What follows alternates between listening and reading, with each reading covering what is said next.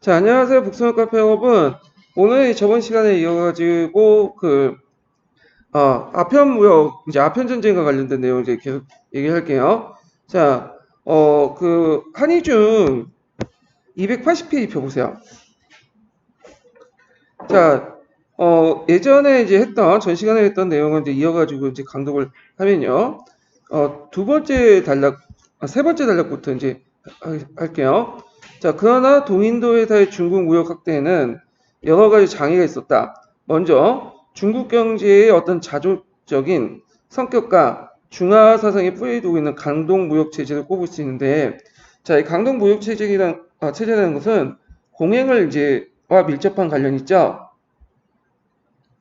그래서 공행이라는 것은 서양의 물품만을 취급하는 양행의 상인들의 들이 조직한 독점적 성격의 상인 길들이다. 자, 이들에게 무역 독점의 특권과 함께 간을 대신한 책임과 의무를 부여했다. 수출품인 차, 비단과 수입품인 면화, 모직물 등을 독점하는 대신 간을 대리해 관세를 부과하고 외국 상인들의 모든 행동을 감독하는 책임과 의무를 지고 있었다. 자, 외국 상인이 간청에 진정한 일이 있을 때 폼이라는 것을 이용해 공행을 통하도록 하였다. 자, 강동무역 체제는 무역항을 강동을 항정하고 공행이 관세를 자의적으로 부과하고 외국 상인들의 무역과 행동을 일일이 감시하고 제한했다. 그 때문에 이제 영국의 무역 확대에 큰 장애가 되었던 것이다.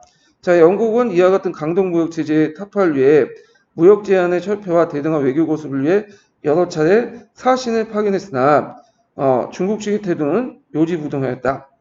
자, 그러면 여기 밑에 보면 이제 아편과 관련된 내용이 좀 나와 있는데요. 자, 그 내용을 이제 보면 그 당시 중국의 수출품 차가 영국의 수요가 너무 많이 늘어났기 때문에 상당히 이제 그 모직물에 비해서 너무 많기 때문에 수출을 증가시키는 데 한도가 있었죠. 그래갖고 이제 그 당시 그 영국이 생각했던 것이 그 인도의 면화를 이제 모직물 대신에 주요 수출품에 등장을 하게 됐고요. 그리고 또 이제 또 하나 찾았던 것이 뭐냐면 그 아편이죠. 그래서 아편을 이제 뭐냐면 널리 수출해서 밀물을 통해 수출해서 은을 이제 다시 회수하는 그런 방법을 이제 하게 되죠. 자, 그러면 이제 또 읽어보면 중국에서는 17세기 초반부터 시작한 아편 흡식 풍조는 18세기 거치면서 중국의 모든 계층에 퍼져나왔다. 자, 거듭된 아편 금지령에도 불구하고 1830년대 후반 아편 중독자 수가 최소 200만을 추산된 지경이었다. 더구나 관료나 병사들이 아편 흡십은 부패, 국가기관의 해이와 전투 능력 상실로 나타났다. 또한 빈민층의 아편 흡십은 농촌 경제의 파탄을 야기했다. 자, 그래서 이제 아편무역 결과, 그 당시 이제 그 아편 수용량이 증가됐고요. 그러면서 은의 유출이 점점 커지게 되죠. 그러면서 은의 가치가 올라가게 돼요. 그래서 그 예가 이제 쭉 있는데, 19세기 초 은 한 장에 동전 1000문이었던 정도였던 것이 1839년에 이미 1679년까지 올라갔다. 은의 가격의 폭등은 농민 생활을 더 공공하게 해 조세 미납으로 이어졌고요. 그럼 왜냐면 이제 은 가격을 폭등하면 일반 서민들은 은을 납부하는 게 아니라 그걸 한 살에 동전을 납부해야 되는데 그 당시 너무 이제 그 예전에 1000문 정도 납부했던 것을 1600문, 뭐 1700문 이런 식으로 납부하다 보니까 조세 부담이 크죠. 그러니까 미납자가 속출됐고요. 게다가 은으로 조세를 납부했던 연상의 파상은 염세 수익이 줄어 국가 재정이 더 공공했다. 왜냐면 은이 많이 빠져나가니까 이제 더 이상 이제 그 그러니까 그 당시 그 염상들은 되게 전매제 형태에서 판매권을 얻기 위해서는 그 중국 정부에 돈을 줬거든요. 그때 돈을 줄 때 은으로 지급했어. 근데 은이 부족하다 보니까 이제 더 이상 지불할 돈이 없고 파산하게 되죠. 자, 이렇게 이제 아편 중독으로 인해서 사회기강 해이, 은혜 유출로 인한 재정난, 농민생활 공공 등 아편 문제가 커다란 사회 문제가 등장하자 청조는 나름의 대책을 마련해 나섰다. 자, 관리 중 다수가 아편의 흡식과 아편 수입을 하루아침에 근절될 수 없다고 판단했다. 그는 아편 수입을 합법화해 징세하고 아편 대금을 은이 아닌 물품을 지급하며 양기위 제품을 허락하고 관리와 병사들에게 흡식을 금지시킨 통제론을 지지했다. 반면에 일반 관리들은 일정한 교정기간을 둔 후 아편 흡식자들을 엄중하게 처벌하고 아편을 금지한 언급론을 지지했다. 그래서 이제 그 당시 황제였던 도강제는 언급론자의 하나였던 임치서의 건의를 받아서 그걸 흠차 대신으로 박연해서 강도역 파견 아편 문제를 처리하도록 했다. 그래서 이제 전쟁의 반발 과정들이 쭉 나와요. 근데 이거는 이런 거구나 하고 넘어가시면 될 것 같아요. 왜냐면 발발 과정이나 그 전쟁 과정들은 시험 문제 안 나와. 예, 그냥 넘어가시고 자 쭉쭉 넘어가고 이제 어디를 이제 보냐면 남경조약과 그 의미를 볼게요. 자 여기 이제 보면 그 전쟁과 이제 맺어진 그 결과 남경 조약을 맺게 되는데요. 야, 이 남경 조약 결과 엄청난 배상금과 아울러 지금 문제가 됐던 홍콩을 이제 하향받았죠. 이때 홍콩이라는 것은 홍콩 섬을 얘기해요. 홍콩은 원래 이제 세 개 부분 나눠져 있죠. 홍콩 부분과 그 다음에 홍콩 섬과 그 앞부분에 그 구둥반도가 있어요. 구둥반도. 그 다음에 그 뒤에 신계라는 곳이 있거든요. 그래서 홍콩과 구둥반도는 전체 홍콩 중에 10% 정도 되고 신계가 90%야. 예. 그래서 이제 이때 이제 하락받은 거는 홍콩 전체가 아니라 오늘날 홍콩 섬에 해요. 이 홍콩 섬은 조차한 게 아니라 하향을 한 거야. 하향. 그러다가 나중에 이제 천진조약 이후부터는 어디도 여기 구둥반도 일대 하향받았고 또 이제 있다가 나중에 신계 지역을 또 뭐냐면 해요. 근데 이제 신계는 하향을 준 게 아니라 떼준 게 아니라 조차를 내줬어요. 조차. 네. 조차를 몇 년까지 해줬냐면 99년까지 했어. 그래서 그 당시에는 그 조차 99년이라는 개념이 반영구적이에요. 그래갖고 이제 99년까지 생각을 했었나. 네. 그래갖고 이제 이용장이 이제 그때 하향이란 말보다는 조차하자 해가지고 99년 조차 이렇게 했는데 문제는 이제 이때 그 조약을 맺을 때 제 조약 이름을 잘 잊어먹었는데 하여튼 그때 조약을 맺을 때 이런 식으로 넘어갔어요. 근데 99년이라면 시간이 지나죠. 일단 그러니까 1997년이 이제 됐어. 여기 그러니까 전국 그 10년 전부터 영국이 이제 중국하고 협상을 해요.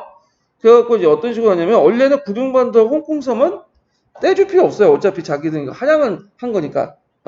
근데 이 신계만 떼주면 되거든요. 근데 신계가 전체 90%야. 그러면 구룡반도 홍콩섬만 가지고는 그 도시 기능을 유지 못해요. 그러니까 이제 그냥 영국이 떼준 거죠. 그리고 이제 그걸 이제 단서를 붙였죠. 일정한 기간 동안 뭐 자본주의 체제를 계속 유지한다. 현 체제를. 그래갖고 이제 떼줬던 거죠. 그래서 지금 영국이 이제 홍콩시에 대해서 중국이 막 간섭하는 것에 대해서 막 뭐라고 하는 게 나름대로 이게 근거가 있어요. 왜냐면 떼줄 때 홍콩성과 구룡반도는 원래 자기 건데 그냥 떼준 거야. 준 거죠.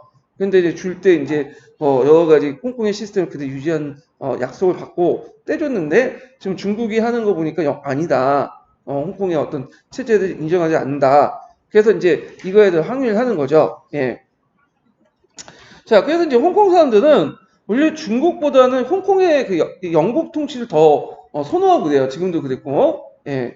자, 하여튼 이때 홍콩을 하향받았고 상해나 강주 같은 포함된 5개 항을 개항을 시켰죠. 자, 그다음 두 번째 내용은 이제 중국의 이제 수출 관세를 영국과 상해가 결정하게 됐다. 자, 이때부터 이 관세라는 개념이 등장해요. 관세. 관세는 물건에 이제 부과되는 거죠. 보통 우리가 이제 이런 것들인데 이런 그 관세 협정 관세라고 해요. 예. 원래 관세가 이제 그 관세 자주권을 완전히 하려면 나름대로 뭐예요? 서로 간 협의 없이 그냥 할 수 있는 거죠. 지금 뭐 미국이나 이제 중국이 막 서로 보복 관세 한다고 하잖아요. 예. 근데 이제 이거는 평등한 것 같지만 관세권을 부여한 것 같지만 누구하고 상의를 해야 돼? 영국하고 상의해야 돼. 협정 관세야. 그래서 우리나라도 구함할 때 이제 미국부터 시작해서 관세권을 이제 얻었죠. 근데 이제 교과서에 보면 이게 자주권이라고 이제 있는데 간세 자주권을 회복했다 뭔데 엄밀한 간세 자주권을 회복한 거 아니에요. 그건 그 완전히 우리가 이제 독자적으로 간세율을 정할 때 그 얘기한 거고 협정 간세 같은 경우에는 이제 상대국이고 협의를 해갖고 정하는 거죠. 이건 간세 자주권을 제한받는 거잖아요. 예. 자, 하여튼 이런 것도 있었다. 좀 기억을 해두시면 되고 자, 그 다음에 남경조약을 보완하는 추가 조약이 있어요. 추가 조약을 통해서 영국인 범죄 재판권을 영국인들에게 주는 치해법권을 보장받았다. 예, 치해법권. 치해법권 내용은 이제 그 당시 그 중국뿐만 아니라 일본이나 그 조선을 개항할 때 이제 그 치해법권을 요구했죠. 공통적으로. 그래서 영사재판권을 이제 요구를 했다라는 거죠. 자, 남경조약과 세계 추가 조약 및 미국과 프랑스 간에 유사한 조약을 맺어서 중국과 불평등 조약을 이제 체제에 편입되었다. 그래서 협정을 영국에 부여함으로써 간세 자주권 상실했고, 자 영사재판권과 체국대를 인정하는 것은 불평등 조약은 정형적인 내용이다. 결과적으로 중국은 자국의 자본가를 보호할 수 있는 보호관세 정책을 쓸 수 없게 되었고, 그 다음에 중국 내 외국인 범죄를 중국법에 따라 재판하지 못했다. 그리고 만약에 중국이 한 국가의 새로운 조약상의 특권을 부여하게 되면 체육대우의 조약에 따라서 곧바로 다른 나라도 동일한 특권을 주게 되었다. 예, 이건 뭐 일본도 그렇고 우리나라도 그래요. 다만 우리나라 같은 경우에는 체육대우 같은 경우에는 이제 뭐냐면 나중에 그 조미 수호통상 조약부터 부과된 거고, 그 다음에 이제 강화도 조약은 아예 간세권이라는 자체가 없었죠. 무간세잖아요. 예, 그 간세권에 개입된 것은 조미 수호통상 조약 때부터 이제 하게 된 거고, 요때도 협정 간세야. 그래서 약간의 좀 미세한 차이는 있어요. 자, 그 이 밖에 이제 개항된 5개 항구에 외국의 군함이 외국의 군함을 파견하거나 수시로 순시할 수 있도록 규정을 둬서 외국 군함이 중국 영해에 자유롭게 들어올 수 있도록 하였다. 또 이곳에 외국인 땅을 빌려서 영원히 거주할 수 있는 규정을 두면서 조계 제도를 이제 기초에 만들었다. 조계라는 것은 뭐냐면 열강뒤 개항된 무역항이나 도시 일부에 외국인 거주지 장사를 위해 설정된 지역을 얘기하거든요. 그래서 해당 그 영사나 아니면 공동조계 같은 경우에는 영사 단위 관리를 해요. 그래서 거기에 이제 뭐 자위권, 경찰권, 재판권 이런 것들을 가지고 있죠. 그래서 조자니까 빌릴 조자잖아요. 그러니까 요거는 일시적으로 빌리는 거야. 그래갖고 이제 외국이 빌려가지고 그 뭐냐면 일정한 돈을 지불하고 빌려가지고 거기에서 일종의 준 국가적인 권리를 행사하는 거죠. 우리는 이제 이걸 뭐라고 얘기하냐면 우리도 있었어요. 조계지라고 하죠. 조계가 아니라 갑자기 거루지라고 하죠. 예. 그래갖고 이제 그 거루지가 이 조계의 일종이에요. 조계. 예. 그래서 있고 조차지는 좀 약간 더 큰 범위예요. 조차지는 신계처럼 일정한 지역을 빌리는 거야. 일정한 지역을. 예. 그런 것과 약간 이제 차이가 있긴 있는데, 그리고 이제 조계 같은 경우에는 이제 그 계약 기간이 없죠. 그냥 1년 단위, 2년 단위로 이렇게 그때 하는 거고, 조차지는 협정월도에 계약 기간이 있어요. 그래서 보통 99년을 빌려. 그래갖고 이제 이건 그 중국뿐만 아니라 뭐 서양 열강들이 이제 다른 나라 침략할 때 되게 조차지, 조계지 이런 식으로 들어가거든요. 예. 자, 그래서 이런 것들 개념 좀 파악을 해두시고요.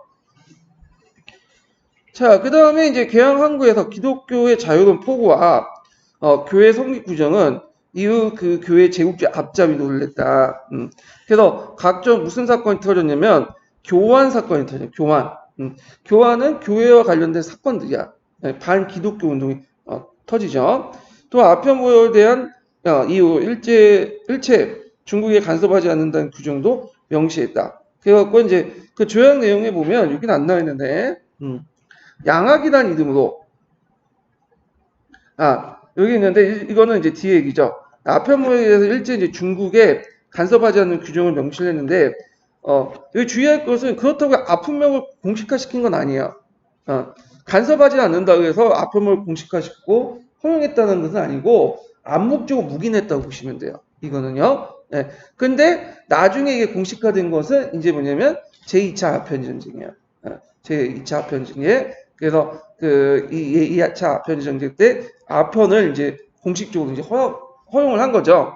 자, 그래서 모든 조약은 이제 결국 중국에 대한 외국 열강의 제국주의 침략의 발판을 제공하였다. 얼마 지나지 않아 중국은 반식민지 사항이 접어들었다. 식민지는 영국상 아니지만 실제로 식민지 사항 이런 것들이 내용이죠. 이처럼 전쟁의 패배와 맞물려 시작된 중국의 근대는 반식민지 상황으로부터 탈피와 그를 위한 부국강병의 목표를 가져 부여받았다. 그래서 전 시간에 얘기했지만 이제 그 중국 공산당은 이 근현대를 어떻게 평가한다고 했죠? 반 식민지, 그 다음에 반 자본주의, 네, 반 봉건이죠.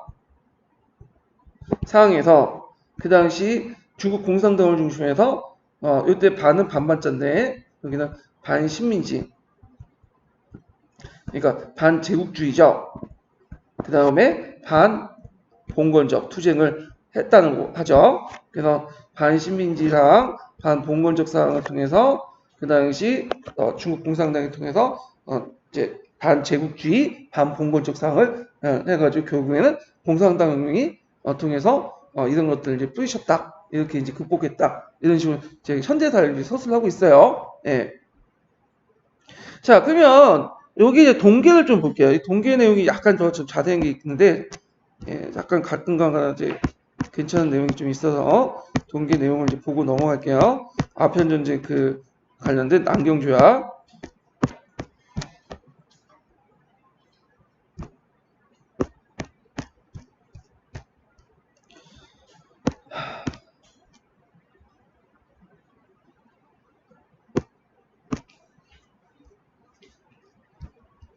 자, 남경조약까지 중국 사회 개방을 볼게요.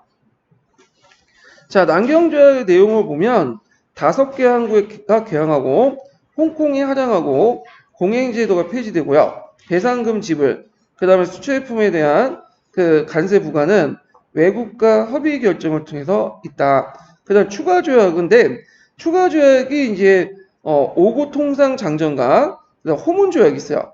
예. 그래서 이걸 추가 조약을 빌려서 협정 관계를 그 규정함으로써 관세의 자주권을 상실할 거예요. 협정 관계가 아니라 이거는 협정 관세죠. 그 내용이 좀 못한데. 자, 그다음 영사 재판권을 설정함으로써 거주의 외국인들에 대한 재판권을 상실했다. 뿐만이나 개항장의 토지 임차권, 그러니까 조개 지역을 이제 함께 체육대를 인정하는 등 불평등 조약을 이제 체결했다. 그 다음에 이제 이와 유사한 조약을 미국과 프랑스하고 이제 맺었는데 미국과 맺어진 것은 무슨 조약이냐면 망하 조약이고 프랑스하고 맺어진 것은 항포 조약이에요. 자, 그래서 이제 중국은 주권의 일부를 상실해서 제국주의 열강의 침략에 무방비한 상태에 노출되었고요. 자, 이후 불평등 조약을 바탕으로 하여 고미의 공업 제품이 중국 시장으로 물밀듯이 들어오니 중국은 열강의 반식민지로 전락하게 되었다. 자, 남경조약 구미 자본주의의 상품의 유입으로 중국의 수공업은 큰 타격을 입고 쇠퇴했고 다만 명말청초 이후의 면직공업이 그 내구성이 저렴한 가격 때문에 영국의 기계 제품에 대한 대항한 힘을 가지고 있다.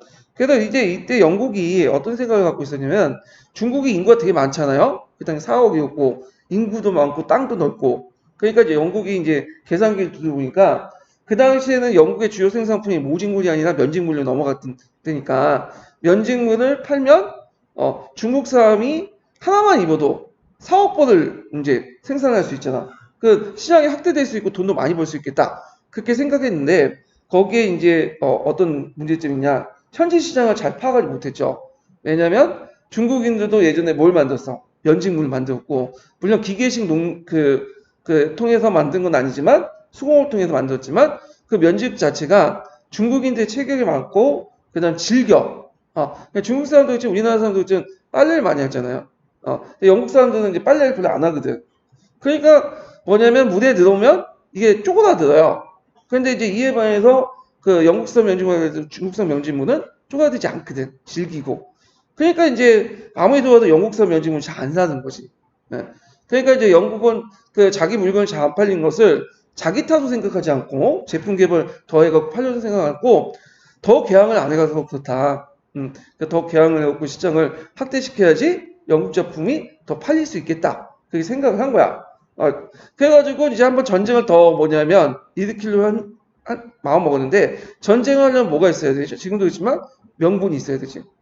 그래서 이제 나중에 엘리오 사건이 터진 거야. 예, 이런 것도 이제 좀 기억을 해주시면 될 것 같아요. 자, 그러면 다시 이제 보죠. 한일 돌아가면 자, 이때 이제 1차 중영전쟁에 승리한 영국은 자국의 공업 제품 상당량을 중국 시장에 팔려나갈 것이라 낙관했다. 그러나 남경조약이 맺어진 후 몇 년간을 제외하고는 수출이 크게 늘리지 않았고 특히 영국의 면제품 경우는 수출이 매우 부진했다. 오히려 아편무역, 아편은 이제 어차피 중독성이 있으니까 이제 하는 거고 나중에 뭐 아편무역도 잘 팔리지도 않아요. 아편도 왜? 이제 자체적으로 생산을 하거든 아편을. 근데 하여튼 이때까지는 이제 뭐 이렇게 갖고 이제 그 팔렸으니까 그래서 중국의 차나 생산 수입량이 늘어서 영국의 수입처가 이뤘다. 생산한 건 뭐죠? 생산한 거는 생산은 뭐냐면 비단 있죠, 비단. 비단의 시대를 얘기해요. 네, 비단의 시. 그래갖고 그 당시에 유럽에도 비단을 자체 생산을 하고 있었어요. 근데 일단 질이 좀 떨어져 있었고 그 다음에 이제 그 뇌꼬치 병 같은 것들이 많이 확산돼가지고 그 당시에 영국이나 이제 이런 데서 이제 제대로 뇌가 그 양성을 못했어. 키우지 못했어. 그래갖고 이제 중국산 그 생사나 나중에 일본 생사했죠. 이런 것들 막 수입에 들어와요. 자, 영국의 공업제품의 수출 부지는 기본적으로 농촌사회에서 생산된 면포가 값싸고 품질도 좋아서 영국 면포에 강한 저항력을 가지고 있었다. 그리고 중국의 사회경제적 구조가 여전히 자급자족 성격이 강한 거와 그 다음에 강대한 내륙 지역과 북방까지 외국의 자본주의 경제가 침투하지 못한 것도 하나의 이유였다. 자, 하여튼 늘어난 아편 수입으로 많은 양의 은이 유출되면서 구매력이 떨어진 것도 있다. 자가자착한 것도 있어요. 왜냐면 돈이 있어야지 사실. 예. 자, 그리고 제1차 중영전쟁 이후 강동을 중심으로 영국인의 행패에 저항하는 그 민중의 항쟁이 활발하게 전개되었고 영국의 시장 확대에 장애가 되었다. 오늘날 말하면 제 일본이 작품 쓰지 말자는 노제팬 운동 그런 것들이 막 일어났던 거야. 그래갖고 그 당시 어떤 경우가 있었냐면 여기는 이제 나오지 않았지만 삼원리라는 곳이 있어요. 삼원리.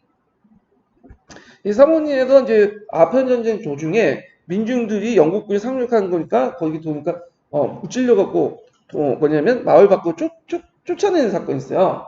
그래서 심지어는 포위까지 하고 근데 간이 들어가지고 뭐냐 말리고 해가지고 일단 해산을 했는데 그래갖고 이제 어떤 말이냐면 양놈들은 간은 두려워하지 않는데 미는 두려운다. 그런 믿음이 이제 생기기 시작한 거야. 예. 그래서 이제 중국에서는 삼원리 투쟁 과정이라고 되게 뭐냐면 높게 평가하거든요. 삼원리. 예. 그래갖고 요거 좀 기억을 해주세요. 요 정도만.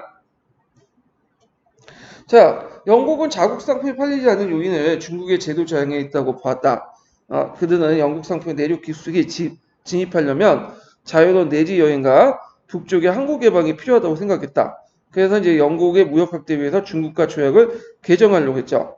그래서 이제 미국과 프랑스에 맺은 조약에 의하면 사정의 변화에 따라 생기는 12년의 후에는 조약을 개정할 수 있는 규정이 있는데 영국은 이 규정을 체육대우에 적용돼 남경조약 체결 12년에 되는 1854년에 조약 개정 협상을 요구했다. 그래서 이제 영국, 프랑스, 미국 공사들이 강주에 가서 조약 개정 요구를 했다. 그들이 요구한 것은 자 모든 내지의 여행 도시의 모든 내지와 연안 도시의 개방, 그 다음에 상선과 군함의 양자강 왕래, 그 다음에 아편무역 합법화, 그 다음에 내지 통관사 폐지, 외국 사절의 북경상주인데 북경상주 이렇게 이제 요구했는데 청조는 이에 응할 생각이 없었다. 자 여기에서 이제 좀 보충 설명하자면 자 상선하고 군함의 양자강 하류 왕래인데 우리 한강만 생각하면 안 되죠. 이거는 장강은 되게 커요. 그 때문에 거기에 뭐냐면 양자강 그 중상류까지 웬만한 배를 타고 올라갈 수 있어요.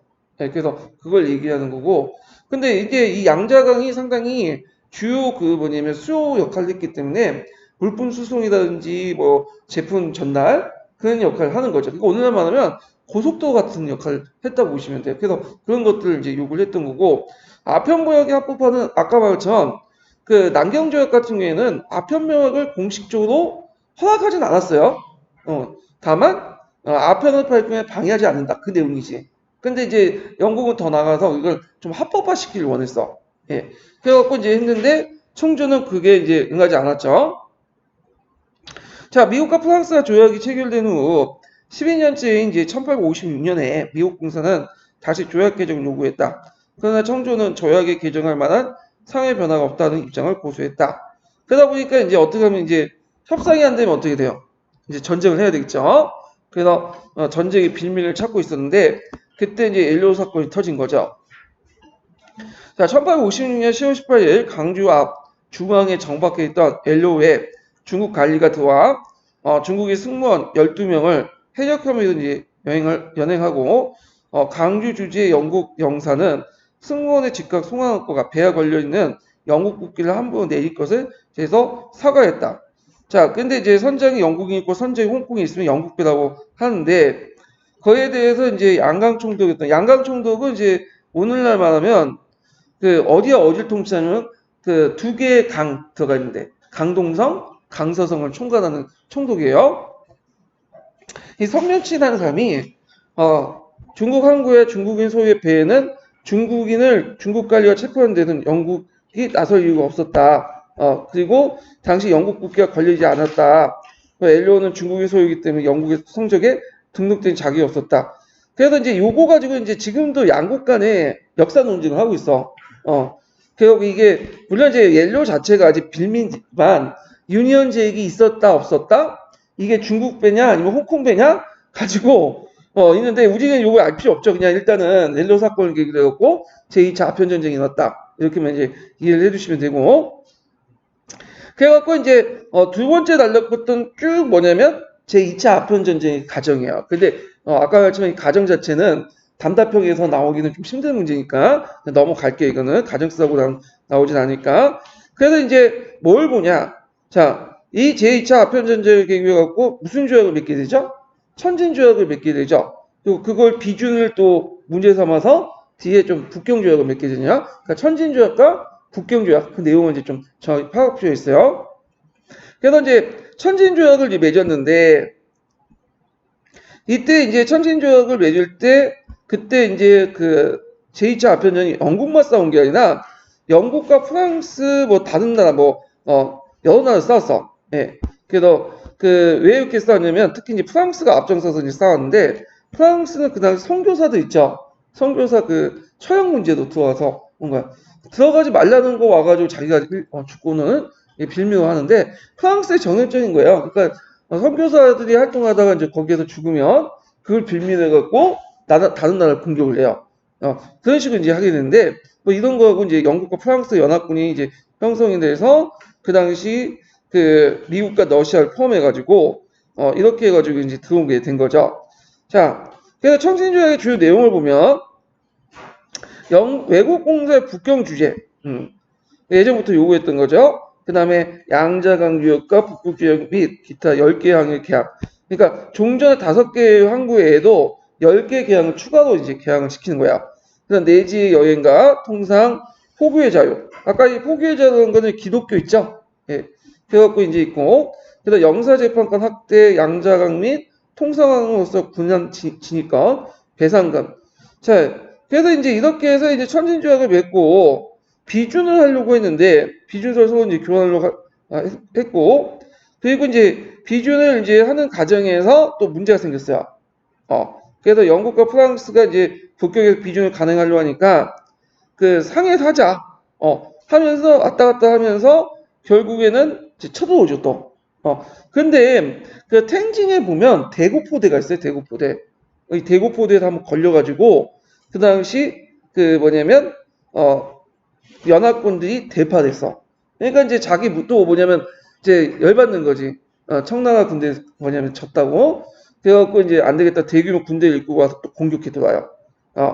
그래서 이제 있다가 1860년대 그 영국과 프랑스 연합군은 대구에서 이제 패전을 서력하기 위해서 다시 북경을 이제 공격을 함락을 하죠.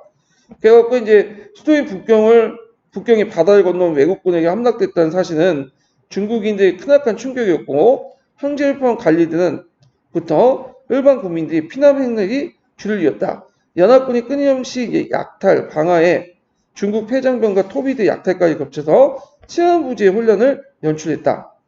결국에 청조는 치욕적인 북경 감락을 당한 후 북경조약을 체결했다. 그러니까 이 북경조약은 종전의 청진조약에다 플러스 알파가 된 거예요. 예.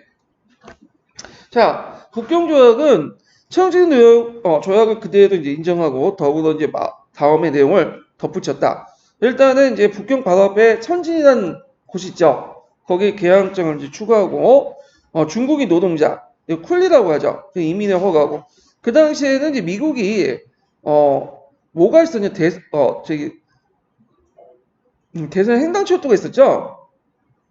그래서 미국 대륙 그 횡단철도가 있었기 때문에 그 대륙 횡단철도를 건설하는데 이 중국인 노동자들이 많이 필요했던 거야. 그래서 이들은 이제 와가지고 그 미국 많이 건너갔고 그 다음에 구둥반도 남쪽의 구둥사를 영국에 하장한다. 그래서 이 구둥반도 자체가 이제 북경조약을 통해서 하장이 됐던 거고요. 그리고 이제 과거에 몰수됐던 카톨릭의 교회당을 상환하며 다학성의 토지를 임대하거나 구매해 교회를 건립할 수 있도록 배상금을 있게 하고 배상금을 징하겠다. 그러니까 이제 카톨릭 교회당을 그 몰수된 걸 상환하고 그 다음에 그 각성, 그러니까 지방의 토지를 임대하거나 구매할 수 있는 권리를 얻게 돼요. 이거 조매권이라고 하거든요. 예, 조매권 같은 걸 얻게 되면 교회가 이제 건립되는데 이게 이제 교회가 성립되면서 각 지역에 설립되면서 종전에 이제 항촌의 신사계층들과 충돌하게 돼. 왜냐면 종전에 신사계층이 그런 항민들 지도하고 교화하고 이런 역할을 했는데 이 역할을 누가 이제 또 하게 되죠? 교회가 하게 돼요. 또 특히 교회 같은 경우에는 제국주의 열강이 뒤를 얻고 있잖아요. 그러니까 이제 눈치 빠른 이제 그 일부 중국 사람들은 거기 교회 신자가 되었고 또 교회를 뒤엎고 등에 업고 여러 가지 불법적인 행태를 하게 되죠. 그러다 보니까 이제 자연스럽게 반기독교 운동이 이제 확산이 되기 시작한 거야.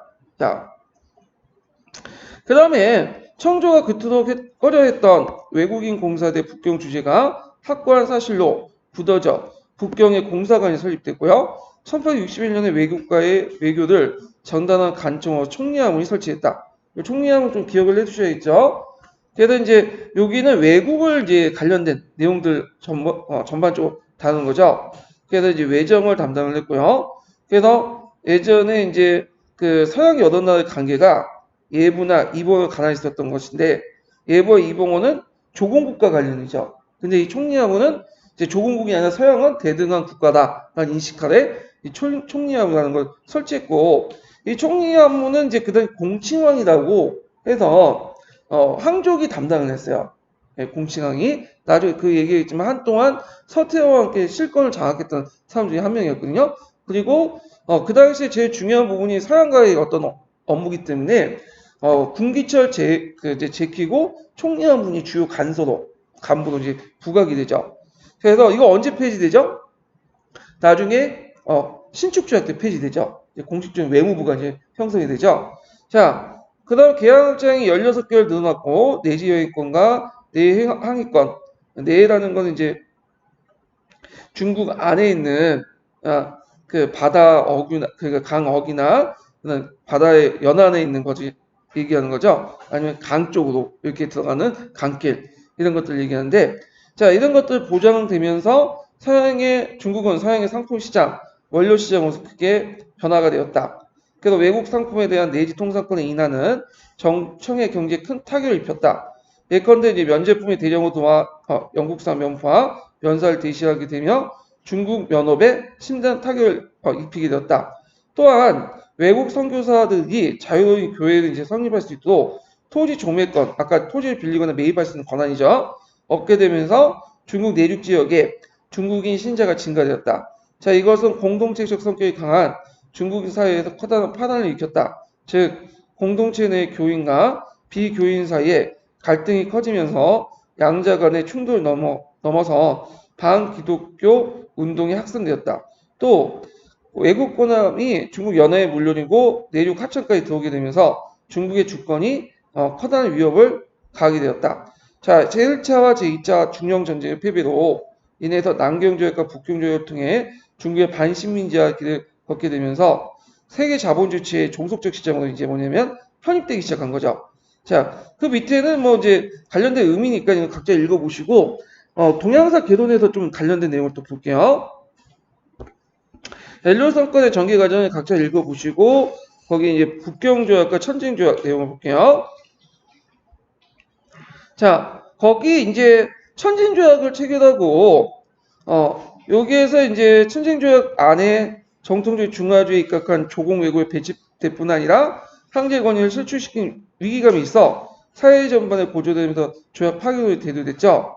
근데 아까 천진조약을 이제 맺는 과정에서 원래 상하이에서 맺으려고 했는데 영국과 프랑스 같은 나라는 북경에 맺자 싫다. 그러면서 다시 전쟁이 터졌죠. 물론 미국 같은 나라든 이제 미리 이제 뭐 어디든 맺든 간에 뭐 상관 있나면서 도장 찍고 이제 나갔지만 그래갖고 결국에는 이제 영프 연합군이 그 북경을 점령을 했어요.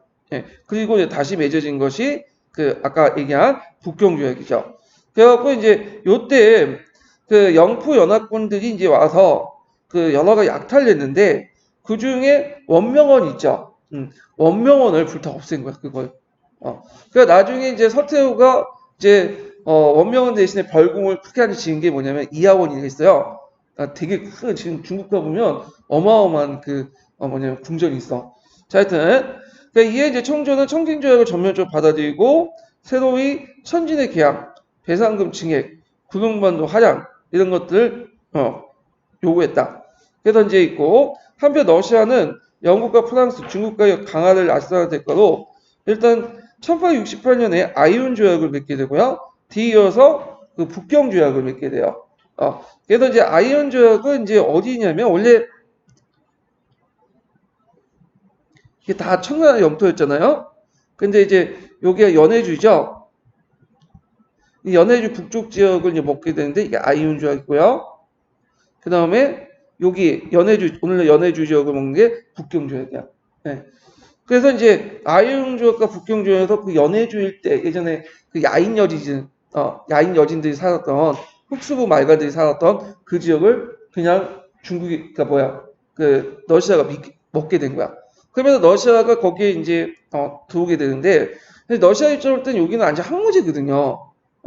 전략성 요충이긴 하지만 그래서 이제 뭐 그 당시 새롭게 이제 신도시를 만들었죠. 하바르보스크나 뭐 블라디보스토크 같은 걸 만들었는데 특히 이 블라디보스토크 만들 때 이게 계획 도시예요. 그때 한인 노동자들 많이 들어왔어.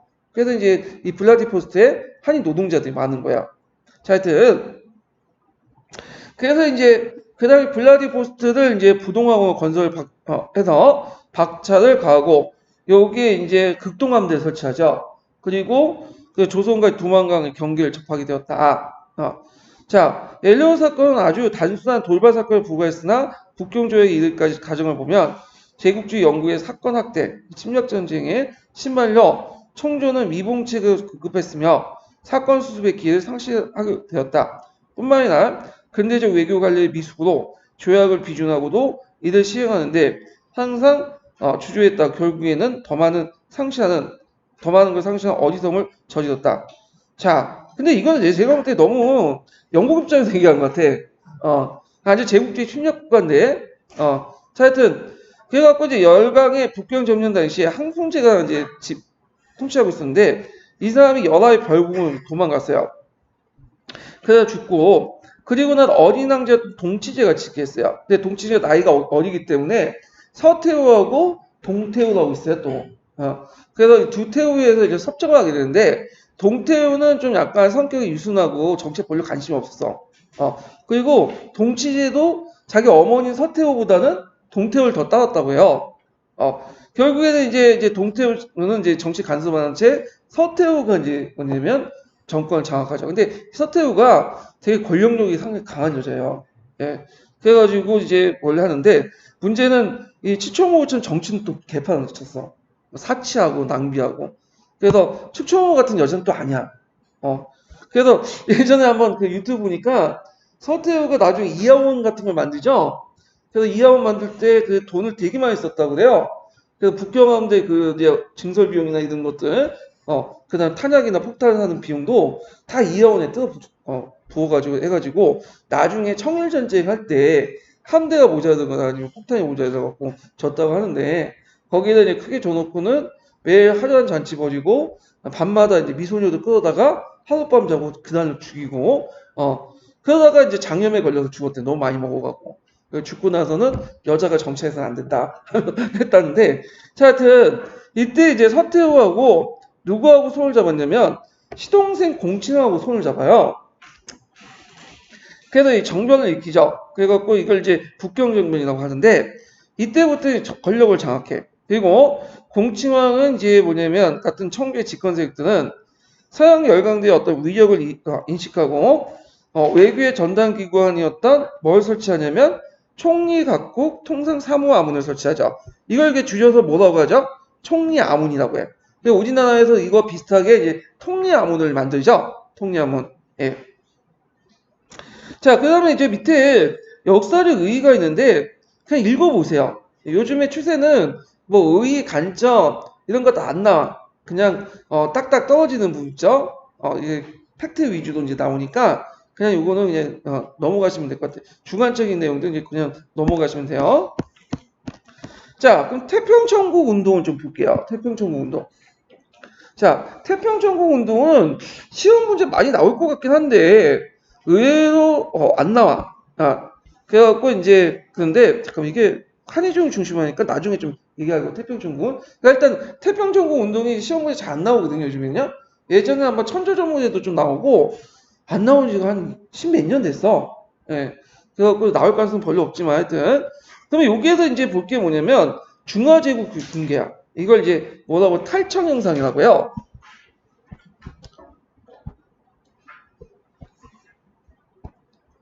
탈청이라는 건 뭐냐면 예전에 그 중국과의 어떤 조공 채권 관계를 맺었던 주변의 나라들이 떨어져 나가기 시작한 거야.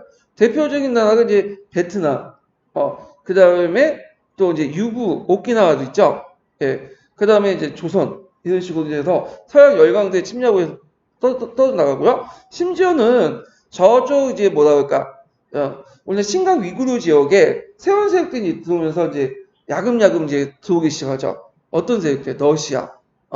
그러면서 이제 사방으로부터 이제 뭐냐면 그 중국 중심의 어떤 국제 질서가 점점 붕괴돼요. 대신에 서구 제국주의 열강들의 어떤 침략의 논리나 국제관계 이런 것들이 성립되기 시작하죠. 그만큼 중국의 위상이 어떻게 돼요? 떨어져 나가는 거예요. 그걸 이제 얘기를 하고 있는데 자 그러면 이제 그 사건이 시발점이 됐던 것이 대만 사건이에요. 자, 요때 이제 중국을 이제 둘러싼 국제관계를 이제 보면 여기 그 당시 그 과거에 중국과 조공을 바쳤던 일본이 중국과 근대적인 조약인 청일 수호조교가 통상장벽을 맺게 되고요.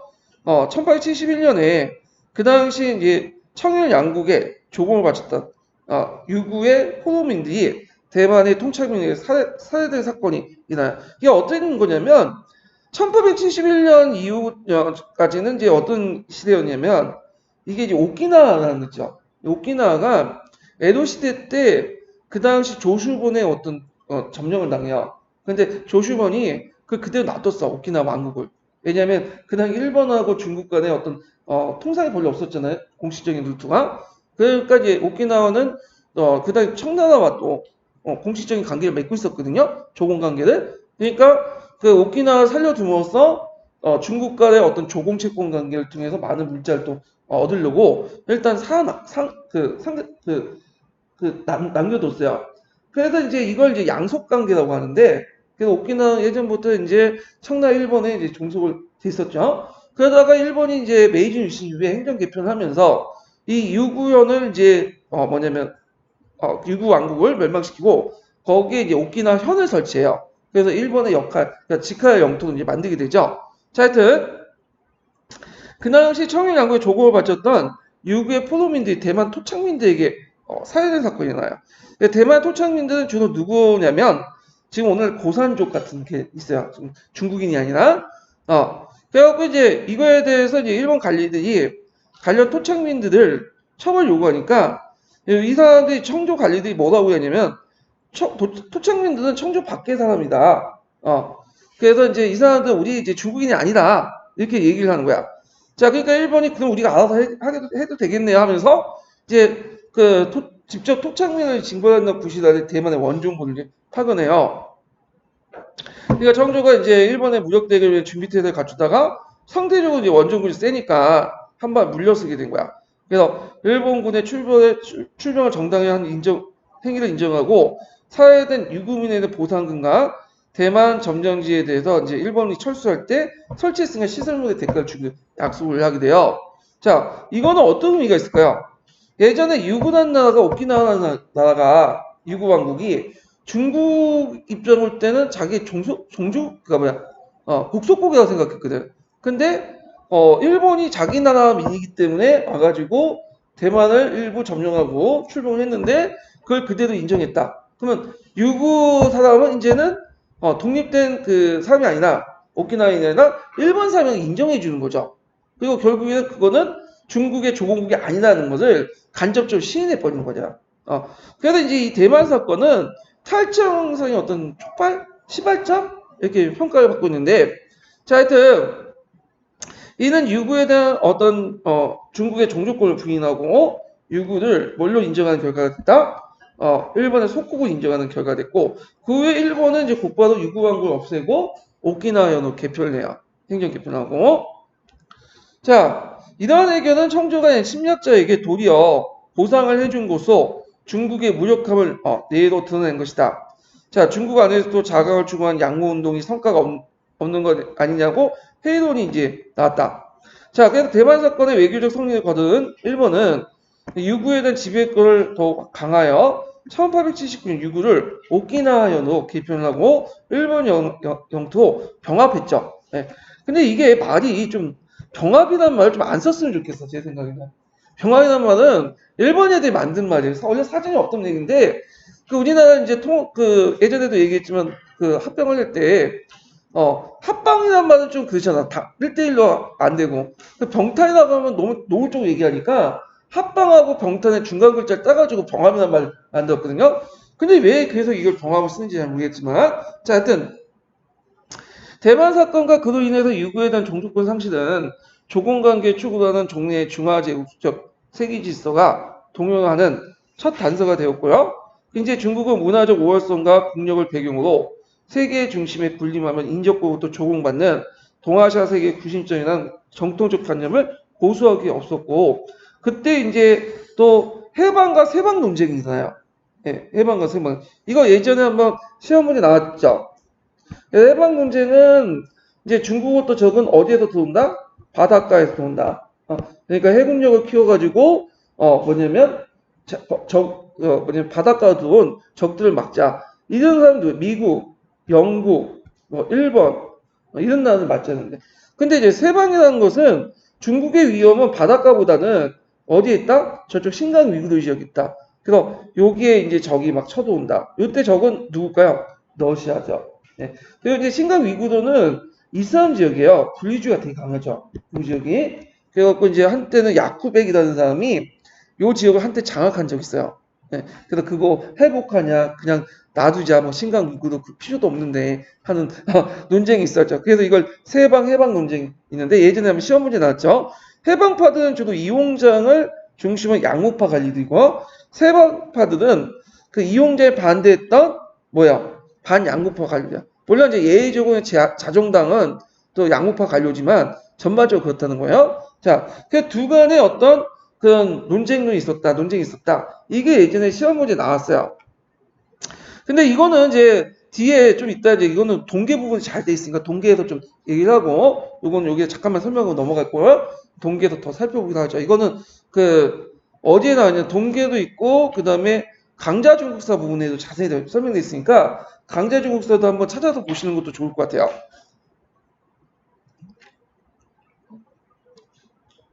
자, 그 다음 청굴전쟁의 추이와 결과를 볼게요.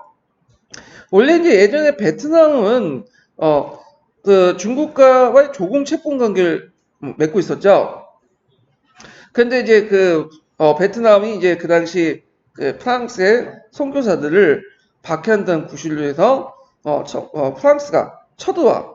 그래갖고 이제 이때 하나하나 먹게 되는데 요 내용들 각자 보시고 베트남 어떻게 이제 하는 것은 그때 이제 중국에서 이거 안 되겠다 해가지고 공격을 하죠. 그래갖고 이제 도와주면서 일어난 것이 청벌전쟁이에요. 자, 그때 청벌전쟁 때 뭐 흑기군 같이 이제 뭐냐면 그런 부대들이 이제 베트남 정부와 운남수당국에 후원하다 이제 활동을 했고 등등 했지만 결국에 청벌전쟁 결과 누가 이겼어요? 네, 프랑스가 이기죠. 그래갖고 이제 결국에는 이홍장이 프랑스 하위를 추진해서 이홍장 프로니에 협정을 맺게 되고 이 협정 내용 프랑스의 베트남에 대한 보호권을 규정한 후해 조약을 승인하고 중국군의 철수, 프랑스의 청해 영토 불침범 등을 포함해서 결국에는 베트남이 이제 상실되게 돼 영향력에서 그래서 프랑스로 넘어가게 되죠. 이런 내용도 이제 기억을 해두시면 될 것 같고요. 그 다음에 이제 뒤에 넘어가서 쭉 이제 보면, 그 당시 1885년에, 그 당시 그 4월에 전쟁이 이제 완전히 종결돼요. 그리고 나서 이제 또 천진조약. 그러니까 이제 앞에 그 조약도 맺어졌지만, 요게 또 전쟁이 또 시작되다가, 그 뭐냐면 또 패하고, 다시 이제 강화하자 해갖고 또 맺게 돼. 이게 천진조약인데, 주의할 건 이 천진조약은 제2차 아편전쟁 때 천진조약이 아니에요. 그러니까 천진조약에서 천진을 맺었기 때문에 천진조약이야. 그래서 우리는 천진조약 있죠? 그래서 이제 이거 좀 다른 조약이다라는 걸 좀 기억을 해두시고. 그래서 천진조약의 내용은 프랑스와 베트남 간의 조약을 중국이 인정하며 중국과 베트남 간의 변경무역을 개방해 통상항을 열고 특혜 관세를 이제 인정하고 청조 남부의 여러 성에 철도를 부선할 때 프랑스 업자와 상의한다라는 것이 주요 내용이죠. 그래서 이제 이걸 계기로 해갖고 이제 천진조약이 있고 이제 프랑스 베트남뿐만 아니라 어디까지도 청조의 여러 남부성들 주로 어디 있어요? 기주, 뭐 이렇게 강서, 강동 그런 성들이죠. 그런 성까지 이제 뭐냐 청나라 영향력 아래 들어가게 되는 경제적 영향력 아래. 그래서 되게 프랑스 영향권에 속한 그 지도를 보면 되게 그 오늘날 강주만이나 뭐 그럴 때 있죠. 그러니까 오늘날 강동, 강서, 운남 일대가 대부분 프랑스 영향권 아니야. 그럼 왜 그러냐면 청나라와 베트남과 가깝기 때문에. 그래서 무슨 조약을 통해서 천진 조약을 통해서 또 뭐냐면 경제적 영향력 행사하는 걸 합법화 시킨 거지. 공인한 거죠. 그래서 이런 것도 같이 기억을 해주시면 될 것 같아요.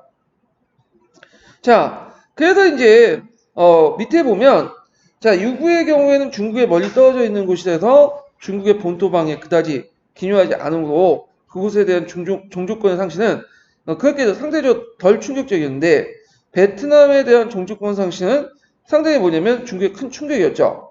예, 그래갖고 그래서 20년 동안 추진해온 양모 운동에 무슨 성과가 있느냐 비판적 여론이 이제 대두됐고요. 자, 그렇지만 이제 그럼에도 불구하고 뭐냐면 이 무적의 열쇠를 해군력을 중심으로 해서 군사적 증거를 계속 해야 된다. 그런 논의가 일어났고 결국에는 이제 했지만 결국에 이것도 청일전쟁이 완전 파탄 난 거죠. 자, 청일전쟁인데 청일전쟁은 우리나라와 관련돼 있어요. 그리고 이제 여기 한국사 부분이 많이 섞여 있기 때문에 넘어갈게요. 결국에 청일전쟁 때 이제 그 청나라가 깨지면서 그때 이제 북양함대가 또 깨지죠. 제일 이제 막강한 그 함대가. 그러면서 양모운동이 실패되는 걸 이제 뭐냐면 인정을 하게 된 거죠. 예. 그런 내용들 같이 기억을 해두시면 될 것 같고요. 자, 근데 여기 좀 눈여볼 게 뭐냐면 이게 뭐 한국사와 관련된 건데 이때 제물포 조약 있죠? 제물포 조약. 그래서 이제 일본이 우리나라 이제 군대를 파견할 때 그 동학농민운동 할 때 청나라 때 통보를 받고 모해 입각해 나가는 제물포 조약이 했다. 이 내용이 이렇게 들어가 있죠. 탱진 조약이 좀 잘못된 내용이요. 예. 그래서 이제 1982년 이모군령 결과 청일 안에 제물포 조약이 맺어졌는데 일본은 공사관의 경호를 위해 병력 주도권을 얻게 되고 이후에 청일전쟁 때 일본의 뭐에 근거가 됐다? 출병에 근거가 됐어요. 네. 일본은 출병에 근거가 돼서 이제 출병하고 나서 이 출병 사실을 뭐에 입각에 통과한 거야? 탱진 조약에 따라 뭐냐면 또 통보한 거죠. 출병은 제물포 조약. 자기가 출병한 사실은 탱진 조약. 근데 교과서에도 탱진 조약으로 잘못 적히는 게 있더라고요. 근데 이건 잘못된 거예요, 그는. 팩트가 틀린 거예요. 최근에 제물포 조약으로 많이 고쳐지게 되죠. 자, 뭐 뒤에는 이제 뭐 한국과 관련된 거니까 이제 넘어가고 그 중에 이제 뭘 보냐? 시모노세키 조약은 보고 넘어가겠죠. 시모노세키 조약은 예, 요번에 시험 문제 나왔던 것이 시모노세키 조약인데 자, 청조는 일본에 강화를 요청했고 이에 이홍장과 이토 시오니 사이에 시모노세키 조약이 체결되었다. 그 내용은 조선의 자주 독립군을 인정하고 그다음 요동간도와 대만 팽호 열대를 하장하고 배상금을 지불한다. 요때 이제 대만하고 팽호 열도는 이제 어디냐면 대만이 여기 있으면 요 북쪽에 있는 열도도 있어요. 오키나와와 연결되는 열도가 있거든요. 요 지역을 이제 인정을 한다는 거죠. 그래서 하장한 영토와 관련돼서 문제가 나왔던 거죠. 예, 그리고 요동반도인데 요동반도 원래는 먹으려고 했는데 누가 간섭했죠? 러시아를 비롯한 독일, 프랑스가 간섭하죠. 결국에는 이제 요동반도를 다시 돌려주게 되고요. 대신에 러시아는 그 대가로 요순 지역, 요동반도 그 남쪽에 대련이라든지 그런 지역 있죠? 이런 지역을 조차를 하게 되죠. 자, 그래서 있고 일본에 대한 체육대회를 인정한 신통상 조약을 체결해 4개항을 개항했고 요 개항과 관련돼서 이번에 또 시험문이 나왔죠. 어떤 항들 개항인가. 예. 그리고 중경 내지 내지항을 중경까지 내지 항해를 보장하고 개항장 내에서 제조업 종사권을 보장하며 위에 의해서 이제 일본의 주동권을 이제 보장을 했다. 뭐 이런 내용들이 있어요. 그 자세한 내용들은 나중에 제가 이제 그 산을 보는 그 아시아사를 이제 할 때 좀 더 살펴보기도 하죠. 이거는요. 자, 여기서 이제 밑에 이제 삼국 간섭이 있고 이 삼국 간섭 내용은 이제 앞에서 얘기를 했죠. 자, 그 다음에 이제 그 밑에 있고 그래서 러시아는 여순과 대전, 프랑스는 강주만, 독일은 교주만 조처를 허용했다. 그래서 이제 그거는 이제 연결했는데 강주만은 이제 어디에 있는 거냐면 오늘날 홍콩 들어가는 그 입구 있죠. 그게 강주만이고 교주만은 이제 상동만도에 있는 거죠. 이 칭따오 맥주 아시죠? 교주만에 있는 거예요. 그래서 어떤 사람은 칭따오가 썼는데 칭따오는 나중에 만든 독일에 만든 계획도시예요. 그는 청도다 해갖고 예, 고주만 일대에 계획도시였던 거죠. 자, 그 다음에 이에 영국은 러시아 남하 정책을 막는다는 구시로 위하이를 조치를 했다. 그러니까 위하이는 상동반도에 있는 그 일대죠. 예, 왜냐하면 그 다음 여순 대련 쪽으로 이렇게 내려온 그 항로에 상동반도 딱 걸려 있어. 그 북쪽에 상동반도 북쪽에 위해를 조치해가지고 러시아 세력을 받겠다. 그런 것들 의미가 있죠. 그래서 이후 이제 중국인들은 여러 열강대가 조각조각 분할되어 식민 통치를 받게 됐다는 가분의 위기가 있었어. 가분. 결국에는 그 여러 나라들에서 이게 분할 통치에서 결국 식민지가 꺼질 거다. 근데 이 가분의 위기가 타파됐던 계기가 됐던 사건이 무슨 사건이에요? 의아단 사건이죠. 의아단 사건 때 이제 8개국 연합군이 진압한 결과 물론 진압을 했지만 중국을 이제 뭐냐면 직접 통치하면 너무 뭐냐면 통치 비용이 많이 든다. 오늘날 따지면 가성비가 많이 드는 거죠. 그러니까 이제 청조를 그냥 인정하는 가운데 얼굴마다 세워놓고 우리는 경제적 이득이나 챙기는 게 낫겠다 판단을 하게 된 거죠. 자, 하여튼 그렇지만 이때 가본 위기가 이제 뭐냐면 느끼게 되었다. 좀 기억을 해두시면 될 것 같고요. 자, 하여튼 가본 위기 의식 외에도 청일전쟁 패배와 그 결과 맺어진 조약의 내용은 중국인들의 큰 충격을 안겨주었다. 그래서 중국이 입장할 조선이 상당히 중요한 조공국이잖아요. 그래서 조선에 대한 종주권을 포기한 것은 중화질서 제국을 완전히 붕괴를 의미한다. 또 막대한 배상금은 고 청조는 큰 타격을 입는 데만서 일본은 급속도로 발전할 수 있어요.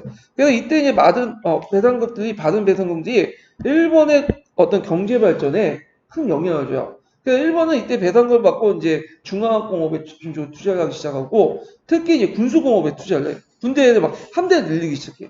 왜 그냥 러시아에 대한 적대심이 되게 강했어요. 그러니까 이 러시아 때문에 요동반을 놓쳤잖아. 그래서 안 되겠다. 이 러시아 쳐내야겠다.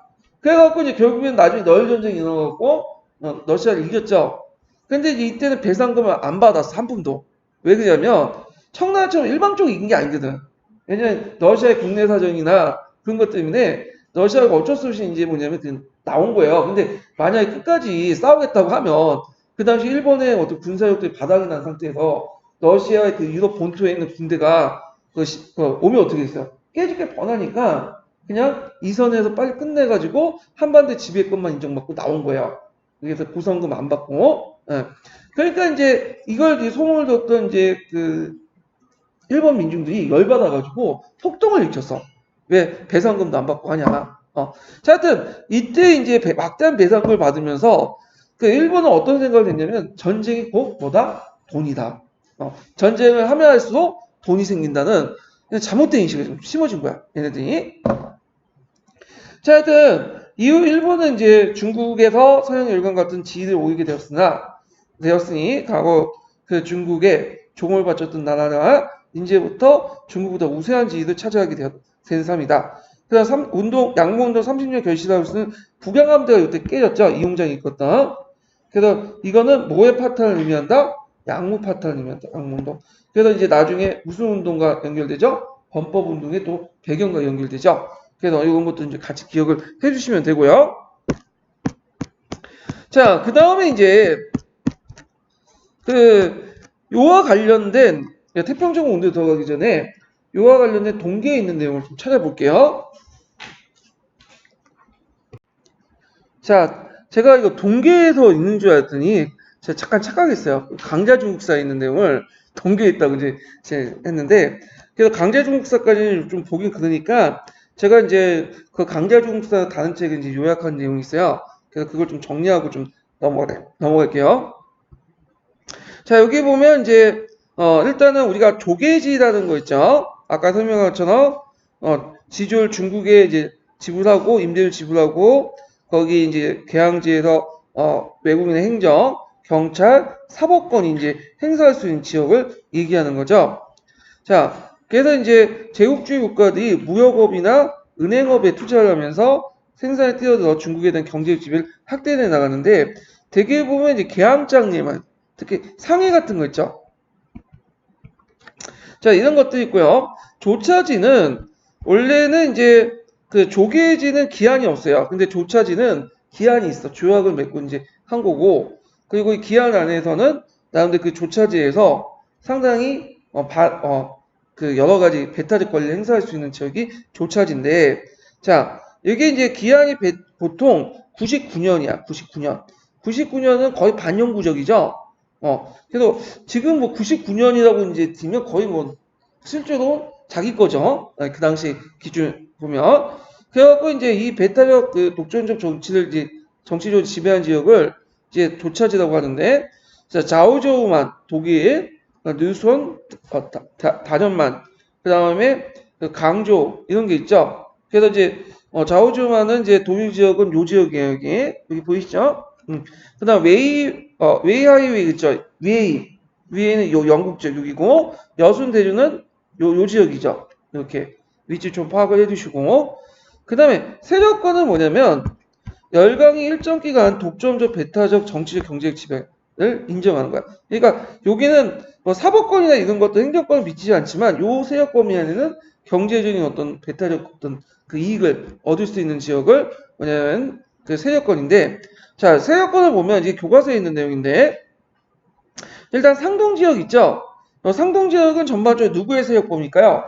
독일의 세력권이죠. 독일의. 자, 그 다음에 이제 여기 쭉 보면 여기 대만 있죠. 대만 있고 대만 앞에 그 표지어에서 복건성이 있거든요. 이거 복건성이에요. 대만 바로 앞에니까 뭐야? 복건성 지역은 누구 거예요? 일본의 세력권이야. 예. 그 다음에 이제 요 남쪽에 보면 이 남쪽 프랑스가 이제 베트남을 지배하고 있었죠. 그래서 텐진 조약 이후에 여기 그 남부의 여성들이 프랑스 범위로 넘어가. 프랑스. 그래서 여기에서 이제 프랑스 지역이 프랑스였거든요. 물론 요 안에 조그만 도시 안에는 뭐 영국, 포르투갈의 지역도 있지만 전반적으로 볼 때 그 얘기고. 자, 그 다음에 이제 여기 보면 그 장강 유역 지역 있죠. 요 장강. 이렇게 장강. 요 장강 유역 지역 라인을 따라서 그 당시 뭐가 이제 들어오게 되냐면 그 서양 열강대 금융이나 제조업 이런 것들이 들어와요. 특히 무슨 자본이 많이 들어요? 영국 자본들이 많이 들어와요. 그래서 여기를 중심으로 했고 뭐냐면 요 부분 장강 유역 지역은 누구의 세력범위죠? 영국의 세력범위죠. 네, 이렇게 이제 좀 알아주시고, 이거 교과서에 있는 내용, 이거는. 자, 그래서 이제 요게 이제 세력권 안에는 군대 주둔권, 주도권이 아니라 주둔권이죠. 예. 강상 개발권, 철도 부설권 같은 조차제 연장선상에서 세력권 설정했다. 자, 그래서 이제 탈차 영상을 해가지고 이제 그 중화질서 동요인데 아까 청일전쟁 살펴봤고, 이거는 그다음에 뒤로 넘어가서 요게 이제 예전에 시험 문제 나온 게 이제 청벌정지 때 그 잠깐 이제 설명 안 하다가 했는데 프랑스하고 이제 막판에 해전을 하게 되거든요. 예. 그래서 이때 푸젠해군이 격파돼. 보통 푸젠해들 복권해군이라고요. 복권. 복권은 이제 그 중국의 3대 해군이 있어요. 그 중에 북양함대, 뭐 그 당시 복권함대 또 이런 것들인데 복권함대가 이때 개멸돼요. 그런 것들 좀 기억을 해두시고 자, 그 다음에 이제 요 밑에 해방과 세방 논의를 볼게요. 요게 상당히 중요하죠. 일단 이제 볼게요. 요거는 강제중국사에 있는 내용인데 일단 기초에 나왔기 때문에 살펴보는 거예요. 자, 배경을 보면 번경 지역에 이제 영국과 러시아의 진출 강화. 특히 러시아 같은 경우에는 일이나 신강 지역으로 진출하게 되죠. 그리고 그때 신강 위기도 지역 같은 경우에 상당히 뭐냐면 정치적 혼란스였어. 야쿠백이라는 사람이 그 지역을 장악을 하고 있었고 한동안 그래서 이제 이 사람이 또 이제 영국이나 러시아 손을 맺고 뭐 하여튼 자기 세력을 공부하려고 했고 심지어는 이제 거기 그 지역을 떼주자. 필요 없는 지역 아니냐. 그 논의도 있었어요. 자, 그 다음에 대만 사건을 계기로 일본의 진출. 그래서 중화체제가 동요되고 양모운동, 해이론이 등장을 하게 되죠. 그래서 1874년 대만 사건과 후 1875년 초까지 양모운동을 반성하는 을 제기하는 과정에서 전개를 했고 그래서 해방파와 세방파로 나눠주는데 자, 해방파는 영국과 일본 같은 해상 세력을 경계하면서 이용장은 번국을 생각했습니다. 번국. 지금 위기다. 그래서 지금은 우리가 위기이기 때문에 빨리 극복을 해야 된다. 그렇기 때문에 제일 중요한 건 해방이다.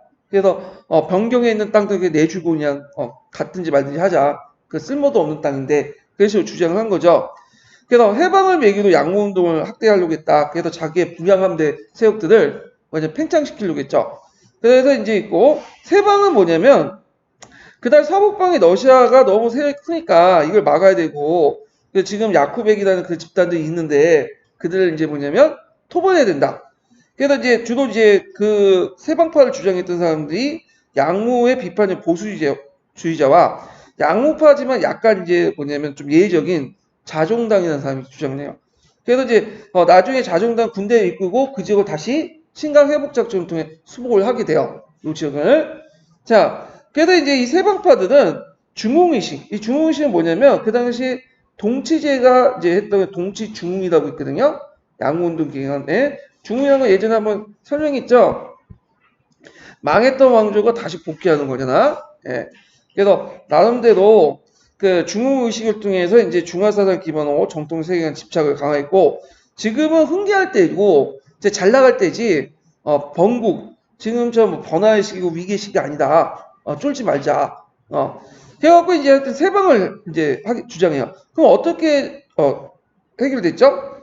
해방과 세방을 동시에 추구했어요. 그래서 바다도 막고 세방도 해서 신강 위구도 이제 뭐냐면 회복하고 그래도 이제 이런 논의가 있었다. 이렇게 좀 기억을 해두시면 되고 자 그래서 이제 해방파의 주장을 들어와서 이제 여기 안 나있네. 그때 이제 뒤에 이제 좀 있다가 그 함대를 건설해요. 예, 그래가지고 그 함대를 건설 세계 함대를 건설하죠. 예, 그래서 이제 그 세계 함대를 건설하고 세방파의 위기를 둬가지고 신강 위구지고 이제 수복하고 그렇지만 러시아가 계속 남아있기 때문에 이제 뭐 서로 갈등이 있다가 좀 뒤에 그 러시아하고 무슨 조약을 맺게 되냐면 이디 조약을 맺게 돼요. 이디 조약. 그래서 원래 이디 조약을 맺을 때 이디라고 해서 이제 신강 위구의 주요 도시가 있거든요. 이디까지 다 떼주는 걸로 돼 있었어요. 그런데 이제 맺고 이제 가조약을 맺고 들어오니까 이제 뭐냐면 국내에서 반발이 너무 큰 거야. 그래서 다시 이제 교섭을 해갖고 이디는 그 당시 중국 땅으로 넘어가는데 이디에서 그 부분의 땅들을 다 누구 땅으로 떼주냐면 러시아 땅으로 떼준 거야. 그래서 이제 신강 위도 중에 상당 지역이 러시아 쪽 넘어가게 된 거야. 그래갖고 이제 있고, 자, 하여튼 이런 식으로 해서 이제 러시아에게 상당수의 북소지방 땅을 양도했다. 네, 이렇게 같이 기억을 해주시면 될 것 같아요. 그리고 이제 해방 논의가 있은 후에 10년 뒤에 있다가 무슨 전쟁이 일어난 거야? 청불 전쟁이 일어난 거야. 그러니까 청불 전쟁이 그 뒤에 일어난 거야. 이것도 같이 기억을 해주시면 될 것 같아요. 자, 그러면 이제 다시 뭐냐면 태평천국 운동을 보죠. 자, 태평천국이 일어날 때는 1860년대 정도 돼요. 예, 60년대에 이제 있는데, 요때는, 어떤 사건과, 이게 중국에서 무슨 거가 같이 있었죠? 양모운동과 같이 있었죠. 양모운동. 그래갖고, 이제, 이렇게 해서, 1850년대, 1860년대네요. 예, 요때는 양모운동과 같이 있었던 그 시기였는데, 자, 그래서 이제 이때 태평천국 운동이 나왔다. 자, 태평천국 운동 관련된 내용은, 지금 시간 좀 있으니까 이제 좀 쉬었다 갈게요. 예.